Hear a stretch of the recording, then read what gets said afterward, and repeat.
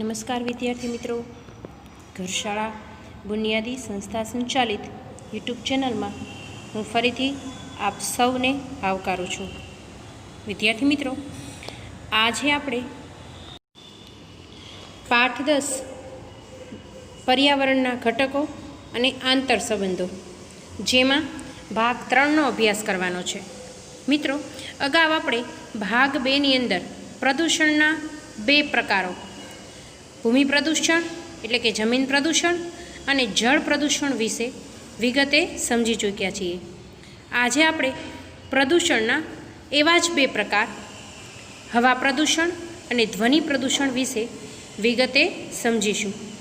તો ચાલો તૈયાર થઈ જાઓ જરૂરી મુદ્દાની નોંધ કરવા માટે પણ અને સમજૂતી મેળવવા માટે પણ. તો સૌપ્રથમ આપણે હવા પ્રદૂષણ વિશે સમજીએ. આપણે હવા પ્રદૂષણ કોને કહેશું? તો કે ઉદ્યોગો, મિલો, કારખાના, તાપવિદ્યુત મથકો વગેરે દ્વારા છોડવામાં આવતા ગેસ કે ધુમાડાઓ વાતાવરણમાં ભળે છે. તેને આપણે શું કહીએ છીએ? હવાનું પ્રદૂષણ. ઘણી વખત તમે કોઈ મિલના કારખાના ઉપર જોવો છો તો તમને ત્યાંથી એક ધુમાડાનું દ્રશ્ય જોવા મળતું હશે. તો એ જે તમને જોવા મળે છે એ ધુમાડો હવાની અંદર પ્રદૂષણ ફેલાવે છે. એટલે કે એના માટે આપણે એને હવાનું પ્રદૂષણ આપણે કહી શકીએ. હવાનું પ્રદૂષણ માટે હવામાં ઉડતા રજકણો, જેવા કે બળતણ તરીકે વપરાતા કોલસાના રજકણો, કારખાનાના ધુમાડાથી કાર્બનયુક્ત રજકણો ભળે છે. આ ઉપરાંત પેટ્રોલ અને ડીઝલથી ચાલતા વાહનોના ધુમાડામાં રહેલ નાઇટ્રસ ઓક્સાઇડ, કાર્બન મોનોક્સાઇડ, બેન્ઝોપાયરન અને કાર્બન ડાયોક્સાઇડ જેવા હવાના પ્રદૂષકો ભળે છે. ખનન અને બાંધકામની પ્રવૃત્તિથી પ્રદૂષકો હવામાં ઉમેરાય છે. ખેતીનો જે કચરો છે એને સળગાવવાથી પણ હવાનું પ્રદૂષણ વધે છે. તો મિત્રો, આપણે સમજ્યા કે હવાનું પ્રદૂષણ એટલે શું અને હવાના પ્રદૂષણ છે એ કઈ કઈ રીતે ઉદ્ભવે છે, કઈ કઈ રીતે આપણને જોવા મળે છે. અહીં તમે સ્ક્રીન પર અલગ અલગ ઇમેજ દ્વારા જોઈ શકો છો. હવાનું પ્રદૂષણ અટકાવવું એ ખૂબ જ જરૂરી છે, કારણ કે હવાના પ્રદૂષણથી પણ ઘણા રોગો ફેલાવાની શક્યતા રહે છે. જેમ કે હવાના પ્રદૂષણથી ફેફસાના રોગો, દમ, શરદી, ઉધરસ, માથાનો દુખાવો અને ગૂંગળામણ થઈ બેભાન થઈ જવું જેવા અનેક રોગો છે ફેલાય છે. તો ચાલો આપણે હવાનું પ્રદૂષણ કઈ રીતે અટકાવી શકાય તેની પણ સમજૂતી મેળવી લઈએ. સૌપ્રથમ હવા પ્રદૂષણ રોકવા માટે સરકારે કાયદા બનાવી ચુસ્તપણે તેનો અમલ કરાવવો જોઈએ. ત્યારબાદ ધુમાડો અને ઝેરી ગેસ ફિલ્ટર થાય તેવા સાધનો વિકસાવવા જોઈએ. આ ઉપરાંત આપણે કોલસા, પેટ્રોલ, ડીઝલ વગેરેનો જરૂર પૂરતો જ ઉપયોગ કરવો જોઈએ. બિનજરૂરી એનો ઉપયોગ ટાળવો જોઈએ. એમ પણ આપણને મળતી કુદરતી સંપત્તિ છે, માટે આપણે તેનો જરૂર પૂરતો ઉપયોગ કરવો જોઈએ. સાથે સાથે પ્રદૂષણ મુક્ત એવા સીએનજી અને પીએનજી, સૌર ઉર્જા વગેરેના ઉપયોગોને પ્રોત્સાહિત કરવા જોઈએ. જુઓ, તમે અહીંયા સીએનજી અને પીએનજી જેવા શબ્દોથી પરિચિત બન્યા છો. તો સીએનજી એટલે શું? જુઓ, પહેલાં આપણે ગાડી છે, કોઈ પણ કાર છે, એને તમે શેનાથી ચલાવો છો? પેટ્રોલથી. પણ હવે તમને સીએનજીની પણ સુવિધા મળે છે. તો આ રીતે તમે સીએનજી, પીએનજી પાઇપ દ્વારા પણ તમને ગેસની સુવિધા પૂરી પાડવામાં આવે છે. તો એના ઉપયોગોને આપણે વધુ અમલમાં મૂકવો જોઈએ, વધુ પ્રોત્સાહિત કરવા જોઈએ. સાથે સાથે જાહેર પરિવહનમાં મુસાફરી માટે લોક જાગૃતિ ફેલાવવી જોઈએ. આ ઉપરાંત વાહનો માટે પીયુસીનો કડક અમલ કરાવવો જોઈએ. પીયુસી એટલે શું? તો કે પોલ્યુશન અંડર કંટ્રોલ. તો આ રીતે આપણે હવા પ્રદૂષણને દૂર કરવાના, તેને નિવારવાના ઉપાયોને જાણી અને તેને અમલમાં મૂકવા જોઈએ. ત્યારબાદ આપણે પ્રદૂષણનો ચોથો પ્રકાર એટલે કે ધ્વનિ પ્રદૂષણ વિશે સમજીએ. ધ્વનિ એટલે શું? તો કે અવાજ. અવાજને આપણે શું કહીએ છીએ? ધ્વનિ. હવે પ્રદૂષણ એટલે શું? તો કે જે વસ્તુ આપણને પસંદ નથી, અવાજ આપણને પસંદ નથી, પણ એ અવાજ આપણને ક્યારે પસંદ ન બને? તો કે ઘોંઘાટ સ્વરૂપે આપણને સાંભળવા મળે ત્યારે. તો વળી પ્રશ્ન થાય કે ઘોંઘાટ એટલે શું? તો આપણે કહી શકીએ કે બિનજરૂરી વધુ પડતો અસહ્ય અવાજ એટલે ઘોંઘાટ, કે જેને તમે સહન નથી કરી શકતા એવો અવાજ એટલે ઘોંઘાટ.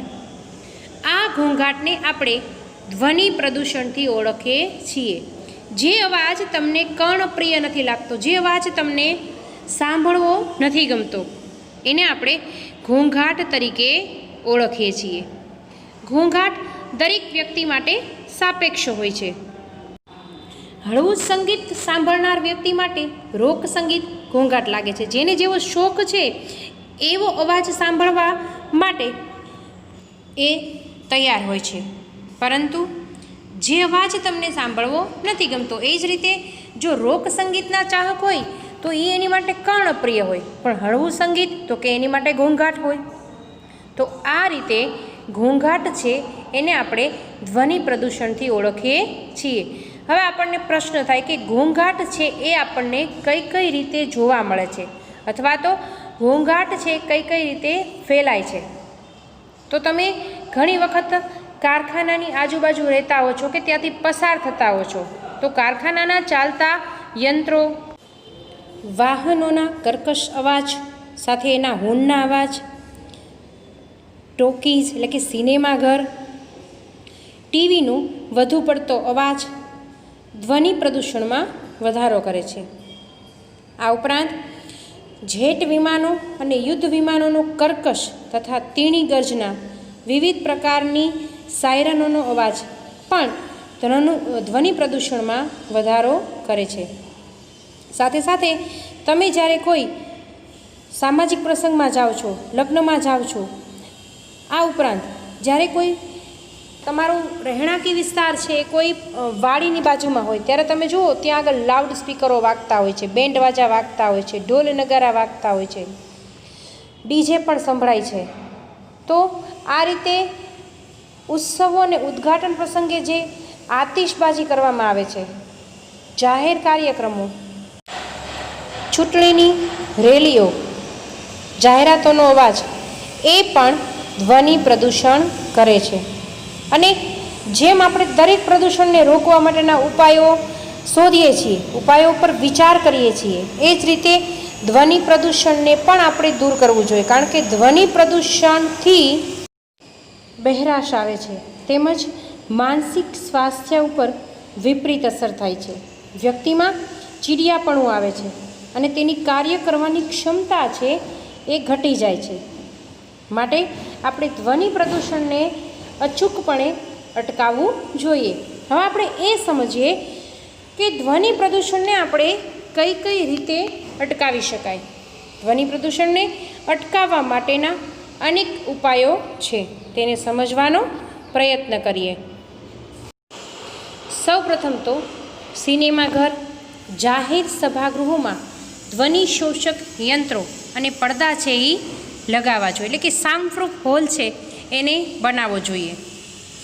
આ ઉપરાંત સામાજિક પ્રસંગે, ઉત્સવો, ઉદ્ઘાટન પ્રસંગો વગેરેમાં બિનજરૂરી ઘોંઘાટ છે એને ટાળવો જોઈએ. ઉદ્યોગો, વિમાન મથકોની આસપાસ વધારે વૃક્ષો ઉછેરવા જોઈએ. શાળા, હોસ્પિટલ જેવા સ્થળો પાસે નો હોર્ન, સાયલેન્સ ઝોનનો કડક અમલ છે કરાવવો જોઈએ.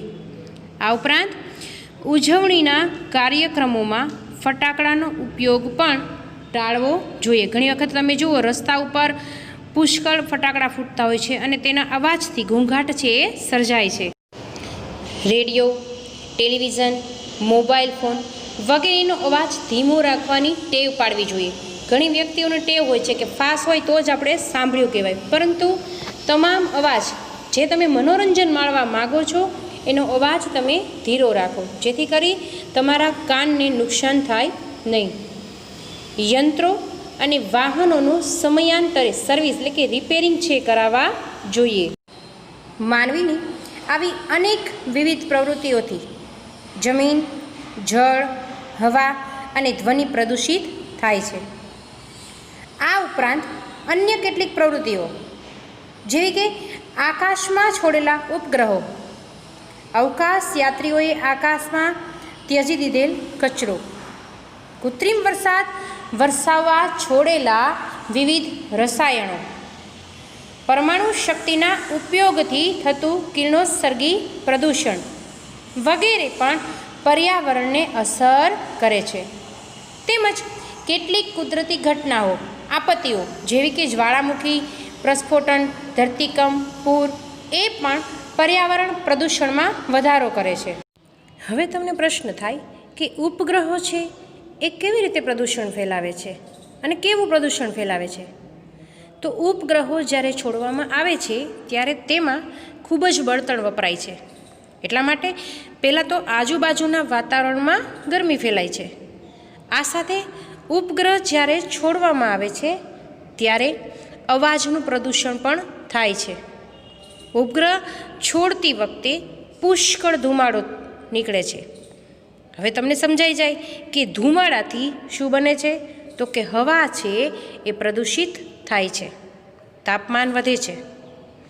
અવકાશમાં મોકલેલા ઉપગ્રહો કોઈકવાર ધડાકાભેર સળગી ઉઠે છે અને પરિણામે અણુ કચરો છે એ બહાર ફેંકાય છે.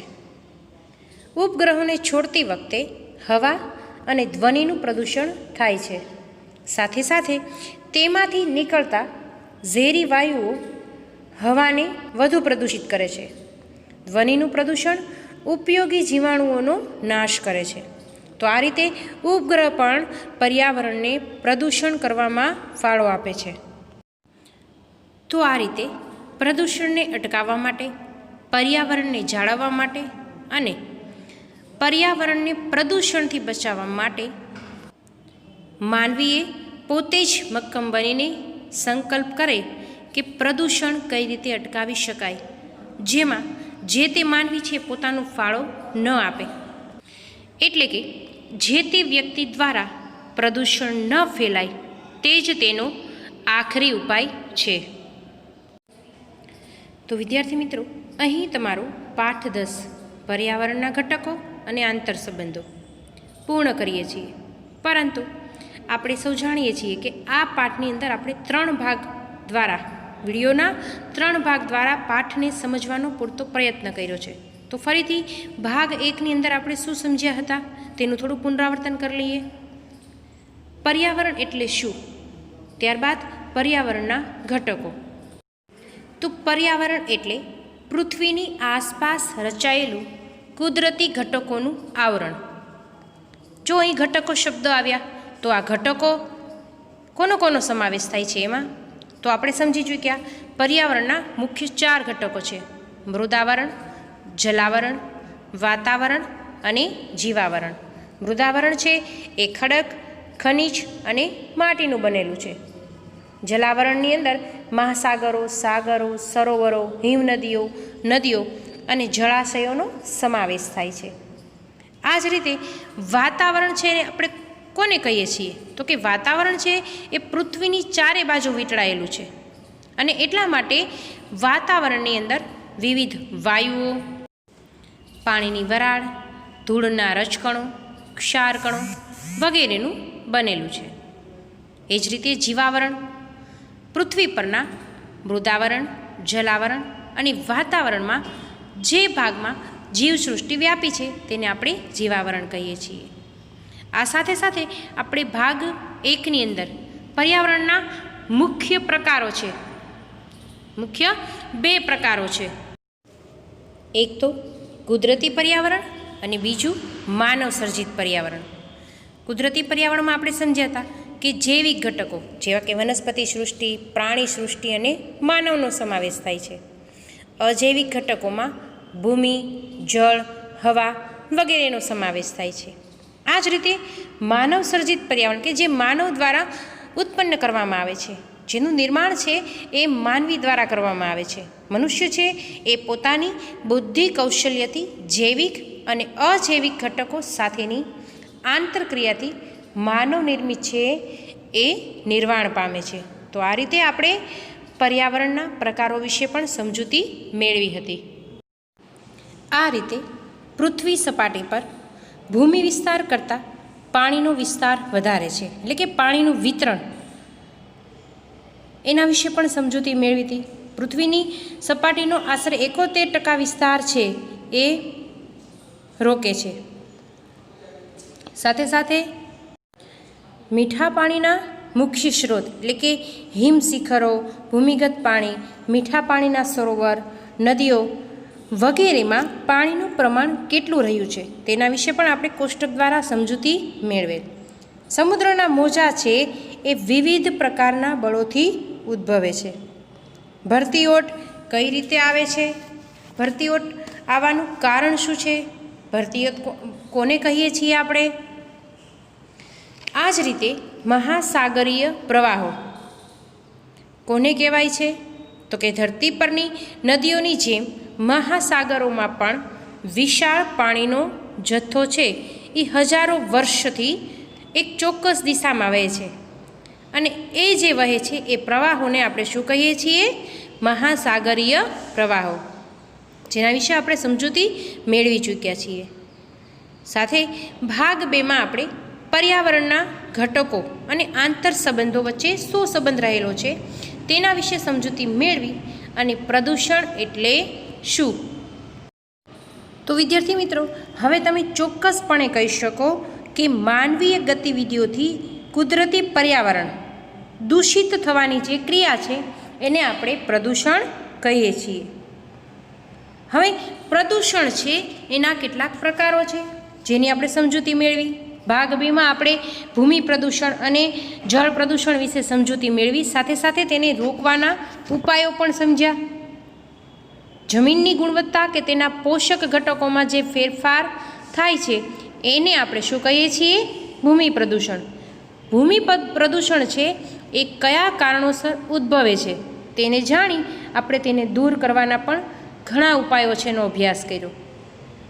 આ જ રીતે જળ જ્યારે નિર્ધારિત ઉપયોગ માટે અયોગ્ય બને છે, એટલે કે તમારે જ્યારે પાણીનો જે ઉપયોગ કરવો છે એ તમે કરી શકતા નથી, ત્યારે તેમાં બાહ્ય અશુદ્ધિઓ ભળે તેવા દૂષિત જળને આપણે શું કહીએ છીએ? તો કે જળ પ્રદૂષણ. અલગ અલગ ઇમેજ દ્વારા આપણે સમજ્યા હતા કે જળ પ્રદૂષણ છે કઈ રીતે ઉદ્ભવે છે અને તેને કઈ રીતે આપણે દૂર કરીએ છીએ. ભાગ 3 એટલે કે આજના વિડીયોમાં આપણે હવા પ્રદૂષણ અને તેને રોકવાના ઉપાયો સાથે ધ્વનિ પ્રદૂષણને પણ વિગતે સમજ્યા. તો વિદ્યાર્થી મિત્રો, આ પાઠમાં આપણને એ જ સમજાવવા માગે છે કે વિજ્ઞાનની વિવિધ શોધો થવાથી વિકાસની સાથે માનવ જીવનમાં પરિવર્તનો આવ્યા છે. કુદરતી સ્ત્રોતોના અમર્યાદિત ઉપયોગથી મૃદાવરણ, જલાવરણ, વાતાવરણમાં અશુદ્ધિ પેદા થઈ છે. જમીન, હવા, પાણી અને ધ્વનિ છે એ પ્રદૂષણના કારણે માનવ જીવન અને પર્યાવરણ પણ ભયજનક હદે નુકસાનકારક અસરો પહોંચાડે છે. ગ્લોબલ વોર્મિંગ, અતિવૃષ્ટિ, અનાવૃષ્ટિ, પુષ્કળ ઠંડી અને પુષ્કળ ગરમીનો અનુભવ સજીવ સૃષ્ટિ છે કરવા લાગી છે. આ જ રીતે આવી અનેક અસરોથી આપ સૌ પરિચિત થાવ તથા પ્રદૂષણની માત્રા ઘટાડવામાં સહાયરૂપ બનો તે હેતુથી આપણને આ પાઠની અંદર અનેક સમજૂતી આપવામાં આવી છે. અને આપ સૌ ભાવિ નાગરિક છો ત્યારે પ્રદૂષણ ઘટાડવાના ઉપાયોને યોજવા માટે તમે પ્રેરાવ, સાથે પર્યાવરણના જતન અંગેની જાગૃતિ ભાવિ સમાજમાં જાગે. ઉદ્યોગોના કારણે તેમજ દરેક ક્ષેત્રમાં થયેલા પરિવર્તનોને માટે જવાબદાર સાધનોના વપરાશથી પ્રદૂષણ ફેલાયું છે, જેને ઘટાડવા તમારે આપણે સૌએ સંયુક્ત પ્રયાસ કરવો જરૂરી છે. માટે આપણી જીવનશૈલીમાં ફેરફાર કરી વૈકલ્પિક સાધનોનો ઉપયોગ માટે જાગૃતિ લાવવી પડશે. જળ એ જ જીવન છે, તેને બચાવવું પડશે. પ્રસ્તુત પાઠની અંદર આપણે જે કંઈ સમજ્યા છે તેની સમજૂતી તમે મેળવી લીધી છે. તો વિદ્યાર્થી મિત્રો, પાઠના આધારે જરૂરી નોંધ પણ કરતા રહેશો, તેની સમજતા રહેશો, તેનું પુનરાવર્તન કરતા રહેશો. ફરી મળીશું સામાજિક વિજ્ઞાન વિષય સાથે અને મારી સાથે. ત્યાં સુધી રજા લઈશ. આવજો.